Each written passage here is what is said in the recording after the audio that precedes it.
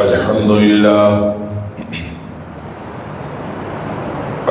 لله نحمده ونستعينه ونستغفره ونؤمن به ونتوكل عليه ونعوذ بالله من شرور أنفسنا ومن سيئات أعمالنا من يهده الله فلا مضل له ومن يضلل فلا هادي له وأشهد أن لا إله إلا الله وحده لا شريك له وأشهد أن محمدًا عبده ورسوله صلى الله عليه وسلم أرسله بالحق بشيرا ونذيرا بين يدي الساعة فمن يطع الله ورسوله فقد رشد واهتدى ومن يعص الله ورسوله فقد ضل وغوى فإنه لا يضر إلا نفسه ولا يضر الله شيئا نسأل الله ربنا أن يجعلنا ممن يطيعه ويطيع رسوله ويتبع رضوانه ويجتنب سخطه فإنما نحن به وله أما بعد فإن خير الحديث كتاب الله وخير الهدي هدي محمد صلى الله عليه وآله وسلم وشر الأمور محدثاتها وكل محدثة بدعة وكل بدعة ضلالة وكل ضلالة في النار فأعوذ بالله السميع العليم من الشيطان الرجيم من همزه ونفخه ونفثه بسم الله الرحمن الرحيم شهر رمضان الذي أنزل فيه القرآن شهر رمضان الذي أنزل فيه القرآن هدى للناس وبينات من الهدى والفرقان فمن شهد منكم الشهر فليصمه ومن كان مريضا أو على سفر فعدة من أيام أخر يريد الله بكم اليسر ولا يريد بكم العسر ولتكملوا العدة ولتكبروا الله على ما هداكم ولعلكم تشكرون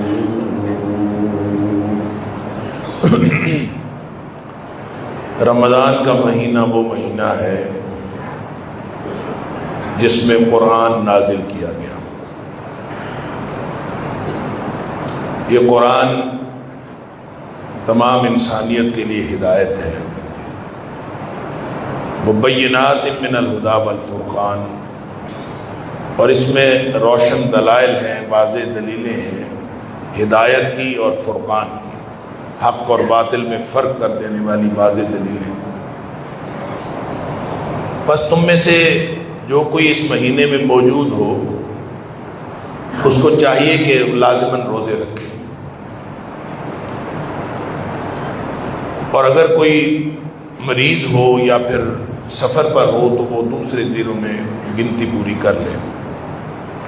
اللہ تمہارے لیے آسانی چاہتا ہے، اللہ تمہارے لیے کوئی مشکل نہیں پیدا کرنا چاہتا، اور تاکہ تم گنتی بھی پوری کرو اور اللہ کی کبریائی بیان کرو اس بات پر کہ اللہ نے تمہیں ہدایت دی ہے، تمہارے لیے ہدایت کا سامان کیا ہے، وَلَعَلَّكُمْ تَشْكُرُونَ، اور تاکہ تم شکر کرو۔ صدق اللہ العظیم۔ رمضان المبارک ایسا مہینہ ہے کہ سارے مہینوں میں اس کی شان نرالی ہے، خاص رونقیں ہیں، خاص رحمتیں ہیں اللہ کی۔ ہر شخص اس کو ظاہری اور باطنی طور پر محسوس کرتا ہے، اور اللہ کی توفیق کے مطابق اس سے استفادہ کرنے کی کوشش بھی کرتا ہے۔ اللہ تعالی ہم سب کو توفیق عطا فرمائے۔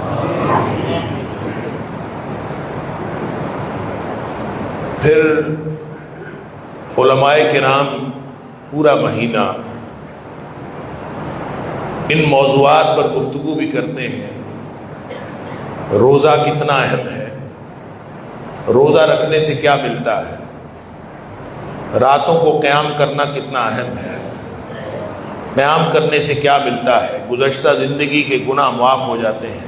اللہ اکبر، من صام رمضان ایمانا واحتسابا غفر له ما تقدم من ذنبه، من قام رمضان ایمانا واحتسابا غفر له ما تقدم من ذنبه، جس نے روزہ رکھا ایمان کے ساتھ اور احتساب کے تصور کے ساتھ اللہ سے اجر لینے کے لیے، تو اس کے گزشتہ زندگی کے گناہ معاف ہو گئے۔ جس نے اسی نیت سے، اسی تصور کے ساتھ، اسی عقیدے کے ساتھ راتوں کو قیام کیا، اس کے بھی گزشتہ زندگی کے گناہ معاف ہو گئے۔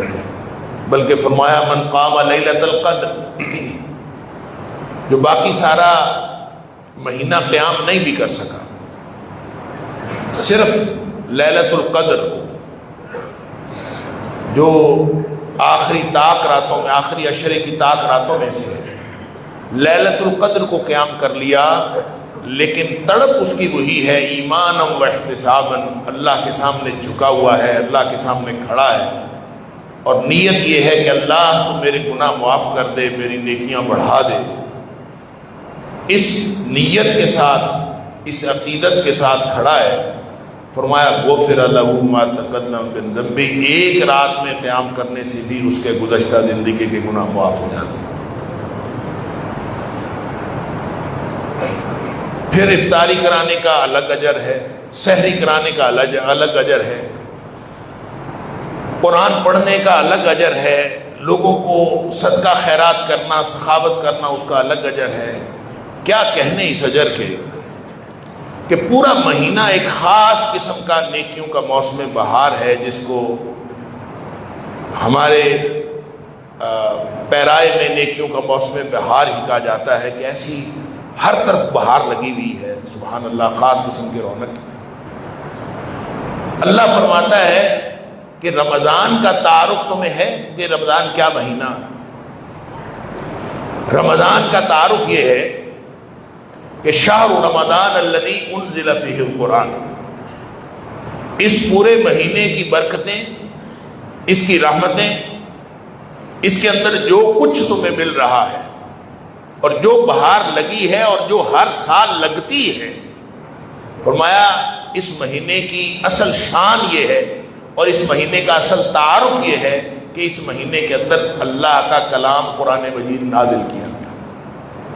گویا کہ ساری کی ساری جو رونقیں ہیں وہ اللہ کے قرآن کے نزول کی وجہ سے، قرآن نازل ہوا تو پھر اس مہینے کے اندر، اور ویسے بھی اس مہینے کا تعلق بھی قرآن کے نزول کے ساتھ ہے اور روزے کا تعلق بھی قرآن کے نزول کے ساتھ ہے۔ اللہ! علامہ ابن کثیر علیہ الرحمہ نے لکھا ہے کہ صرف قرآن نہیں بلکہ جتنی آسمانی کتابیں نازل ہوئی ہیں ساری کی ساری رمضان میں نازل ہوئی۔ اللہ اکبر! گویا اس مہینے کی کوئی خاص بات ہے، اور قرآن کے نزول کے حوالے سے جب ہم بات کرتے ہیں تو نبی کریم صلی اللہ علیہ وآلہ وسلم کے اوپر یہ 23 برس میں نازل ہوا ہے، ایک دن میں نازل نہیں ہوا۔ تو یہ مہینے میں، اس مہینے میں نازل ہونے کا کیا مطلب ہے؟ ایک تو قرآن نے یہ کہا شہر رمضان الذی انزل فیہ القرآن، بات فکس ہو گئی کہ قرآن نازل ہوا ہے رمضان کے مہینے میں، کسی اور مہینے میں نازل نہیں ہوا۔ پھر فرما دیا انا انزلناہ فی لیلۃ القدر، ہم نے اس کو عزت والی رات میں نازل کیا، لیلۃ القدر کو یہ نازل ہوا۔ تو گویا لوح محفوظ سے جو اللہ نے، اور ایک سورہ دخان میں فرمایا انا انزلناہ فی لیلۃ مبارکہ، ہم نے اس کو برکت والی رات میں نازل کیا۔ بہت سارے لوگ جو ہیں وہ برکت والی رات کہتے ہیں کہ وہ جو سورہ دخان کے اندر برکت والی رات کہی گئی ہے نا، اس سے مراد نصف شعبان کی رات ہے، جس کو شب برات بھی ہمارے ہاں کہا جاتا ہے۔ وہ کہتے ہیں نصف شعبان کی رات ہے لیلۃ المبارکہ، وہ برکت والی رات ہے، اور اس کے بارے میں پھر بہت ساری باتیں کہی جاتی ہیں، جبکہ قرآن خود اس کی وضاحت کرتا ہے کہ لیلہ مبارکہ سے مراد کیا ہے۔ قرآن کی تفسیر کا سب سے پہلا اصول یہ ہے کہ القرآن یفسر بعضہ بعضا، قرآن اپنی تفسیر خود کرتا ہے، ایک حصے کی تفسیر کسی دوسری جگہ پہ ہو جاتی ہے۔ پھر یہ اگلا مرحلہ ہے کہ جن چیزوں کی وضاحت نہیں ہوتی نبی اکرم صلی اللہ علیہ وآلہ وسلم اس کی وضاحت فرما دیتے۔ تو قرآن نے خود وضاحت کر دی۔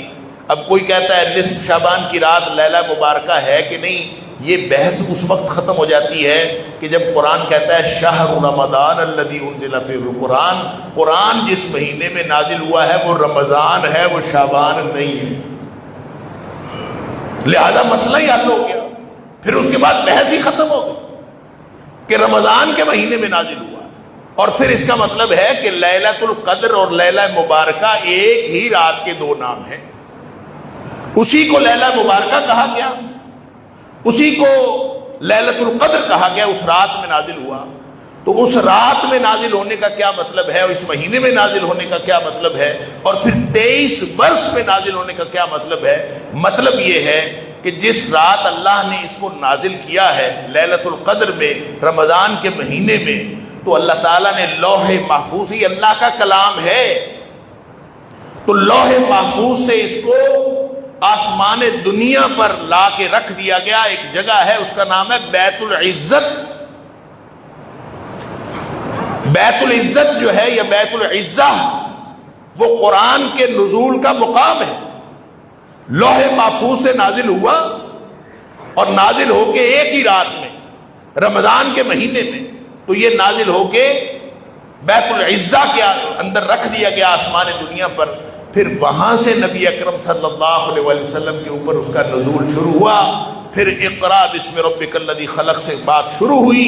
اللہ اکبر! ساتھ ساتھ قرآن نازل ہوتا رہا، نازل کبھی کہیں سے ہوا، کبھی کہیں سے ہوا، ساتھ ساتھ نبی پاک صلی اللہ علیہ وآلہ وسلم کو ترتیب بتائی گئی کہ یہ ترتیب قرآن کی جو نازل ہونے والی ترتیب اور ہے، جو قرآن کی اصل ترتیب ہے یہ اور ہے۔ لہذا نبی پاک صلی اللہ علیہ وآلہ وسلم یہ ساتھ ساتھ ترتیب بتاتے رہے کہ اس کو فلاں آیت کو فلاں آیت سے پہلے رکھ دو، فلاں آیت کے بعد رکھ دو۔ یہ ساری کی ساری ترتیب گویا جس ترتیب سے قرآن آج ہمارے پاس موجود ہے، یہ ترتیب بھی اللہ کی طرف سے نازل کردہ ہے۔ اللہ نے نبی پاک صلی اللہ علیہ وسلم کو بتائی، نبی کریم صلی اللہ علیہ وسلم نے ہمیں بتائی۔ اس کو ہم کہتے ہیں ترتیب توقیفی۔ قرآن توقیفی ترتیب کے تحت، کیوں؟ یہ اللہ کے رسول صلی اللہ علیہ وسلم کی طرف سے روایت پر موقوف ہے، آپ صلی اللہ علیہ وسلم کے فرمان پر موقوف ہے۔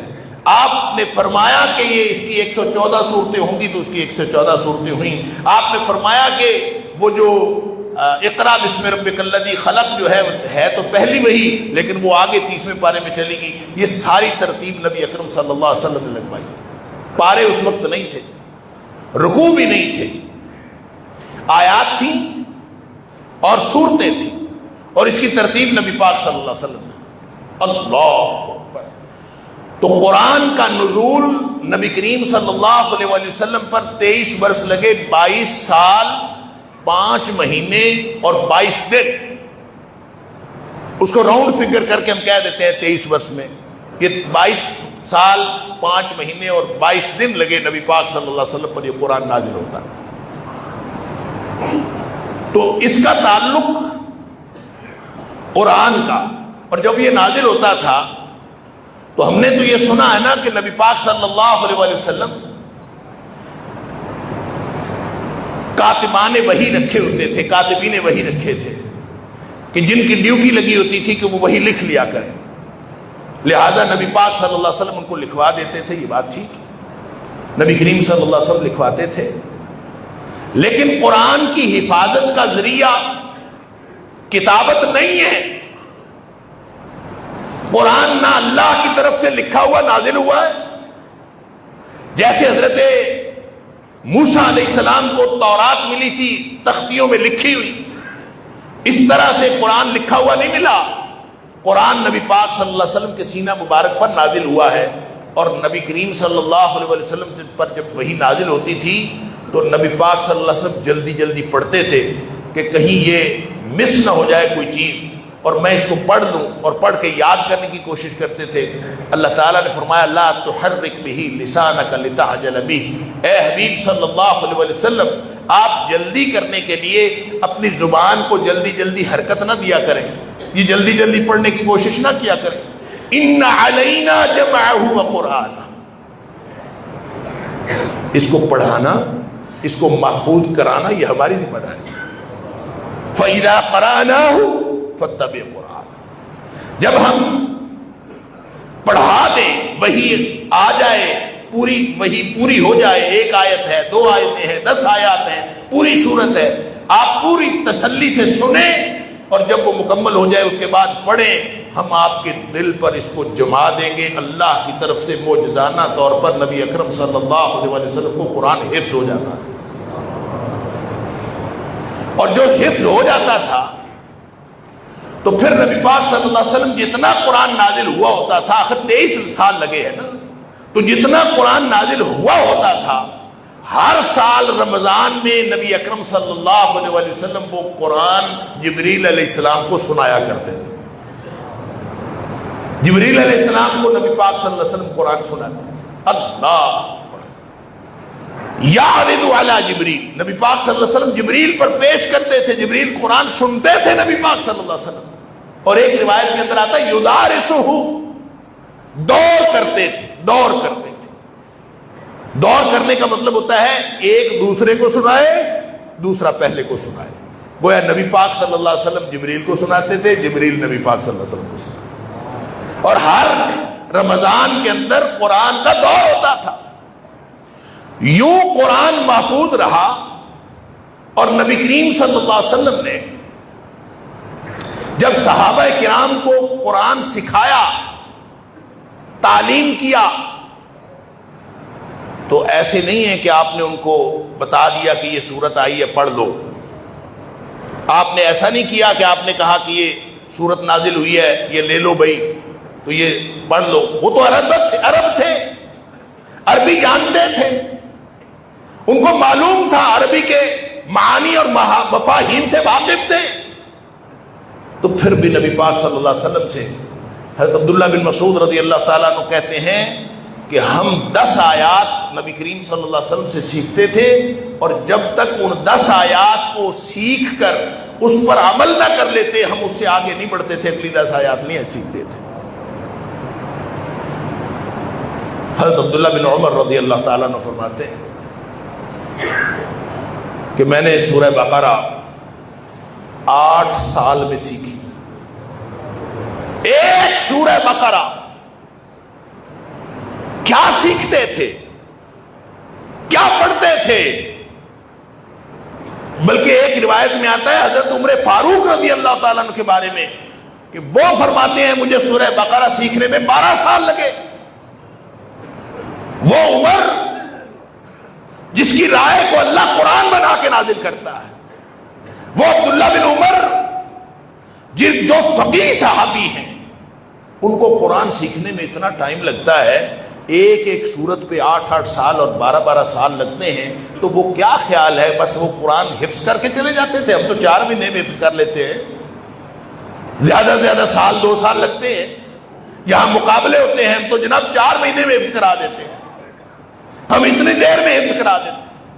اور کبھی سوچا ہے نبی پاک صلی اللہ علیہ وسلم کیا سکھاتے تھے ان کو، کس طرح سے قرآن سکھاتے تھے؟ قرآن حفظ ہی ہوتا تھا، وہ حافظ ہی تھے، صحابہ کرام حفظ کرتے تھے، قرآن کو یاد کرتے تھے، لیکن اس کا مطلب یہ نہیں تھا کہ وہ صرف قرآن کے الفاظ یاد کرتے تھے، وہ معنی و مفاہیم جو نبی پاک صلی اللہ علیہ وسلم کو سمجھاتے تھے ان کو سیکھتے تھے، ان پر عمل کرتے تھے اور اپنے دل و دماغ میں بٹھاتے تھے کہ اس آیت کا یہ مطلب ہے، اس میں اللہ نے مجھے یہ کہا ہے۔ تو بہرحال جو بات میں کہنے جا رہا تھا کہ نزول کے اعتبار سے بھی قرآن کا رمضان کے ساتھ خصوصی تعلق ہے، اور قرآن کا روزے کے ساتھ بھی خصوصی تعلق ہے کہ نبی پاک صلی اللہ علیہ وسلم جب غار حرا میں تشریف فرما ہوتے تھے تو اکثر روزے سے ہوتے تھے۔ گویا نبی پاک صلی اللہ علیہ وسلم کو جب قرآن پہلی دفعہ ملا، قرآن کا آغاز ہوا نزول کا، تو نبی کریم صلی اللہ علیہ وسلم روزے سے، بلکہ یہ بات بھی حافظ ابن کثیر علیہ رحمہ نے لکھی کہ لگتا یوں ہے کہ باقی جو گزشتہ انبیاء ہیں ان کے حالات پڑھے تو سمجھ میں یہ بات آتی ہے کہ جس نبی کو بھی جو کتاب بھی ملی، جو صحیفہ بھی ملا ہے، وہ حالت روزہ میں ملا ہے، انہوں نے پہلے روزے رکھے ہیں، بعد میں اللہ کی طرف سے کتاب ملی۔ تو اس کا مطلب ہے نزول قرآن کا صرف رمضان سے تعلق نہیں ہے، اس کا روزے کے ساتھ بھی تعلق ہے۔ یہ کوئی خاص تعلق اللہ کی طرف سے، قرآن بھی تقویٰ پیدا کرتا ہے، روزہ بھی تقویٰ پیدا کرتا ہے۔ ہدی للمتقین، قرآن متقین کے لیے ہدایت ہے۔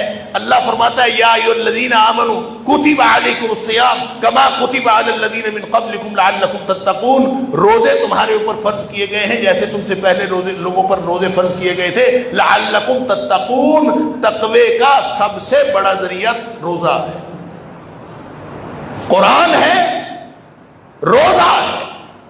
لہذا اس مقصدیت کے اعتبار سے بھی روزے کا اور قرآن کا خصوصی تعلق ہے۔ اللہ اکبر، کہ جس نے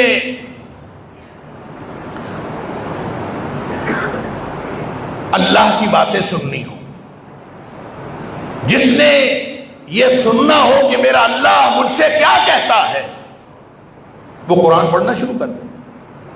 قرآن پڑھے گا تو اس کو معلوم ہوگا میرا اللہ مجھ سے کیا کہتا ہے۔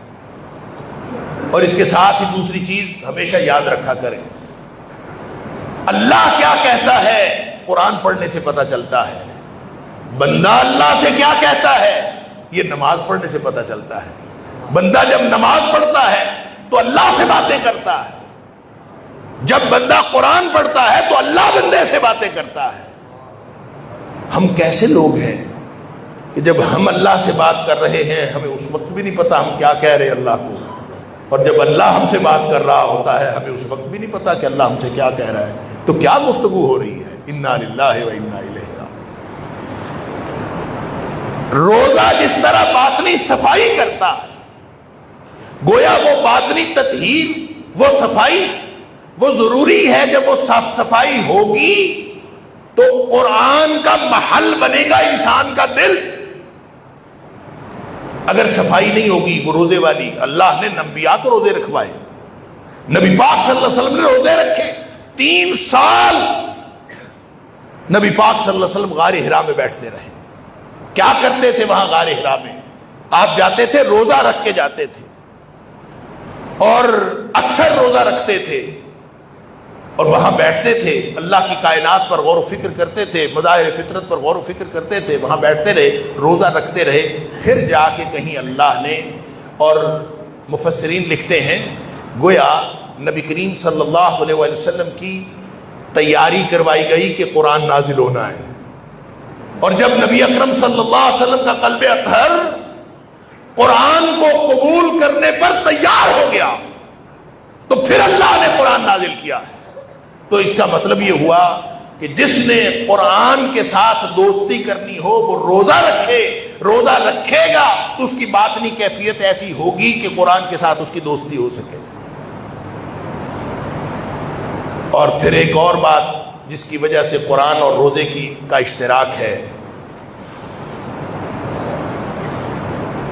قرآن پڑھنے سے انسان اللہ کے قریب جاتا ہے، قرآن انسان کو اللہ کے قریب کرتا ہے، قرآن اللہ کے ساتھ جڑنے کا ایک ذریعہ ہے، روزہ بھی اللہ کے ساتھ جڑنے کا ایک ذریعہ ہے۔ دونوں باتیں آپ الگ الگ سن لیجئے۔ نبی اکرم صلی اللہ علیہ وآلہ وسلم نے فرمایا کہ ان ھذا القرآن سبب، لوگوں یہ قرآن تمہیں مل گیا ہے، اس کو عام چیز نہ سمجھو، یہ کلام اللہ ہے، کلام اللہ اللہ کی کلام ہے۔ کلام کا مطلب ہوتا ہے اللہ کی صفت کلام ہے، تو جو صفت ہوتی ہے وہ ذات کا حصہ ہوتی ہے، گویا جو اللہ کی صفت کلام ہے، تو جو خصوصیات، جو خیر، جو برکتیں، جو رحمتیں ذات میں ہوتی ہیں، وہی رحمتیں، وہی خصوصیات، وہی برکتیں اس کے کلام میں ہوتی ہیں۔ لہذا یہ اللہ کی صفت کلام ہے۔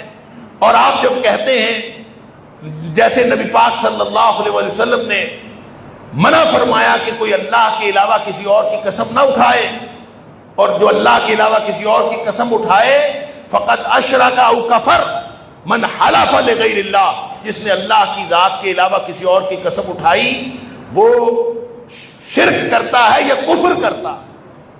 لیکن جو قرآن کی قسم اٹھاتا ہے نا، تو قرآن کی قسم اٹھانا ایسے ہی ہے جیسے اللہ کی قسم اٹھانا۔ کیوں؟ یہ اللہ کا صفت کلام ہے، تو اللہ کی کلام کی، اللہ کی صفت کی قسم اٹھانا ایسے ہی ہے جیسے اللہ کی ذات کی قسم اٹھانا۔ لہذا نبی اکرم صلی اللہ علیہ وسلم نے فرمایا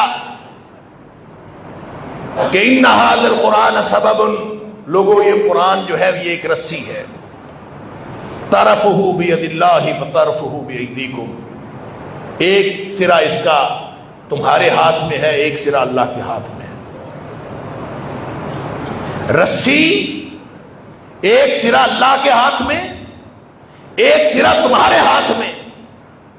اب جس نے اللہ سے جڑنا ہے وہ اللہ جو عرش پہ ہے، الرحمن علی العرش استوى، جو عرش پہ مستوی ہے، وہ فاصلے کے اعتبار سے انسان سے بہت دور ہے، لیکن قربت کے اعتبار سے نحن اقرب الیہ من حبل الورید، اللہ اتنا قریب ہے کہ ہماری شارت سے بھی زیادہ قریب ہے۔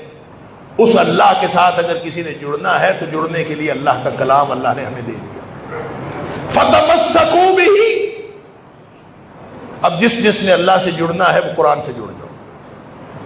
قرآن سے جڑو گے تو کیا ہوگا؟ اس کا مطلب یہ ہوگا کہ گویا تم اللہ سے جڑ گئے۔ اور دوسری حدیث میں نبی پاک صلی اللہ علیہ وسلم نے فرمایا من کان للہ کان اللہ لہ، جو اللہ کا ہو جاتا ہے نا اللہ اس کا ہو جاتا ہے۔ تو بس اللہ کا ہونے کے لیے، اللہ کی ذات کے ساتھ جڑنے کے لیے اللہ کی کلام کے ساتھ جڑنا ضروری ہے۔ فرمایا فتمسکوا بہ، اس کے ساتھ جڑ جاؤ گے۔ جڑ جاؤ گے تو کیا ہوگا؟ فرمایا دو گارنٹیاں ہیں۔ ایک گارنٹی یہ ہے کہ لن تضلوا، اور دوسری گارنٹی ہے وَلَن تَهْلِكُوا بَعْدَهُ أَبَدًا، جس دن کسی فرد نے، جس دن کسی قوم نے، جس دن کسی انسان نے یہ طے کر لیا کہ آج کے بعد میں اللہ کے قرآن سے جڑ جانا چاہتا ہوں، میں اللہ کے قرآن سے جڑنا چاہتا ہوں، اور جو اللہ کے قرآن سے جڑ گیا وہ سمجھ لیجئے کہ وہ اللہ سے جڑ گیا، اور جو اللہ سے جڑ گیا فرمایا اس کے بعد نہ وہ کبھی گمراہ ہوں گے اور نہ کبھی وہ تباہ ہوں گے، کبھی بھی۔ دونوں گارنٹیاں نبی پاک صلی اللہ علیہ وسلم۔ لہذا قرآن کا یہ جو وصف ہے، قرآن کی یہ جو خوبی ہے کہ اللہ کے ساتھ جوڑ دیتا ہے، یہی خوبی روزے کے اندر بھی ہے۔ جو میں عرض کر رہا تھا کہ رمضان اور قرآن کا تعلق، اور پھر روزے اور قرآن کا تعلق، روزے کا خصوصی تعلق رمضان کے قرآن کے ساتھ، اسی لیے شاید پہلے روزے رکھوائے، پھر قرآن نازل کیا، پھر جب سالانہ اس کی سیلیبریشن آتی ہیں، قرآن کا دور کرنے کا سیزن آتا ہے قرآن کا، اور نبی پاک صلی اللہ علیہ وسلم نے حدیث میں آتا ہے جس سال نبی کریم صلی اللہ علیہ وسلم اللہ کے پاس چلے گئے، فوت ہو گئے، اس سال نبی کریم صلی اللہ علیہ وسلم نے 2 دفعہ دور کیا ہے قرآن کا۔ گویا قرآن مکمل بھی ہو چکا تھا اور 2 دفعہ دور کیا ہے۔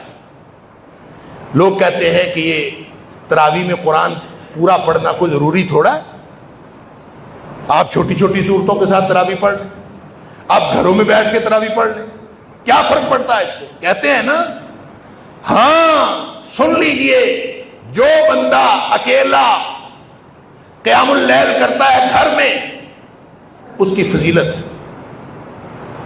اس کی فضیلت ہے، اس کی فضیلت اس لیے ہے کہ نبی پاک صلی اللہ علیہ وسلم اکیلے قیام اللیل فرماتے تھے، صحابہ کرام اکیلے اکیلے قیام اللیل فرماتے تھے، ابوبکر صدیق رضی اللہ تعالیٰ عنہ کے دور میں اکیلے اکیلے قیام فرماتے تھے، اور حضرت عمر فاروق رضی اللہ تعالیٰ عنہ کے دور میں بھی اکیلے اکیلے قیام فرماتے تھے۔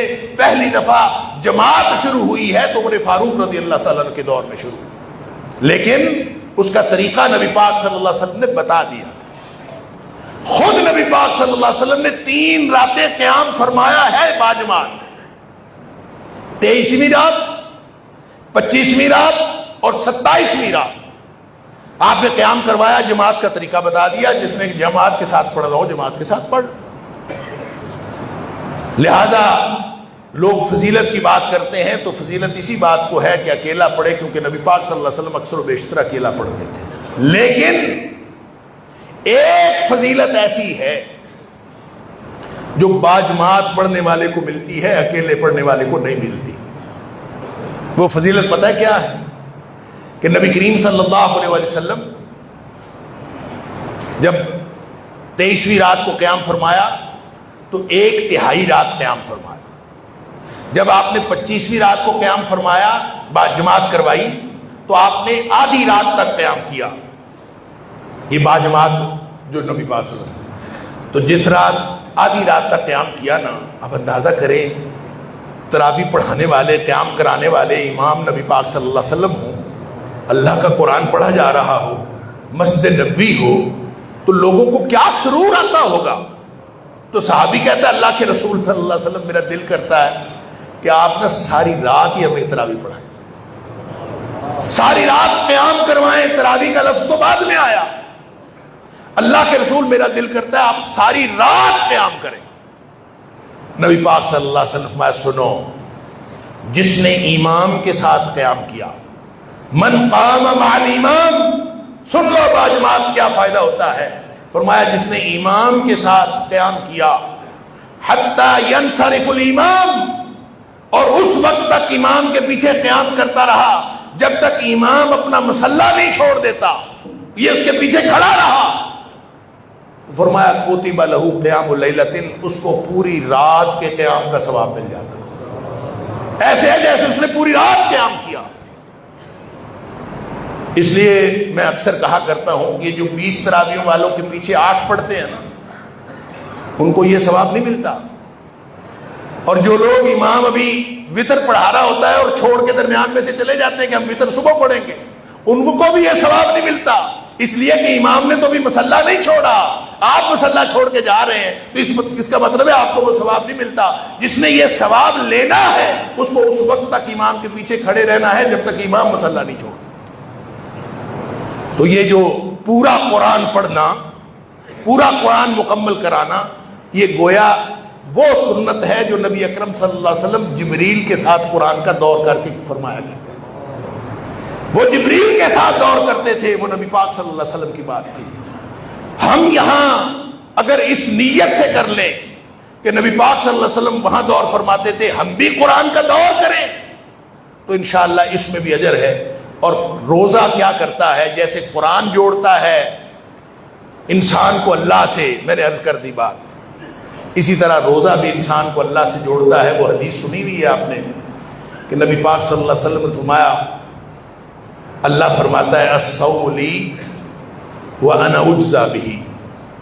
ایک اس کی قرات تو یہ ہے الصوم لی وانا اجزی بہ، روزہ میرا ہے، میرے لیے ہے۔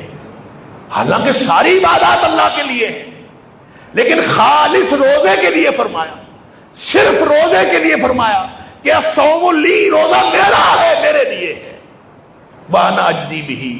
ایک قرات تو یہ ہے کہ میں ہی اس کی جزا دوں گا، جتنی میں چاہوں گا میں جزا دوں گا، اور دوسری قرات اس کی یہ ہے وانا اجزی بہ، روزہ میرے لیے ہے اور میں خود اس کی جزا بن جاتا ہوں۔ گویا جو روزہ رکھتا ہے میں اس کو مل جاتا ہوں بطور جزا کے۔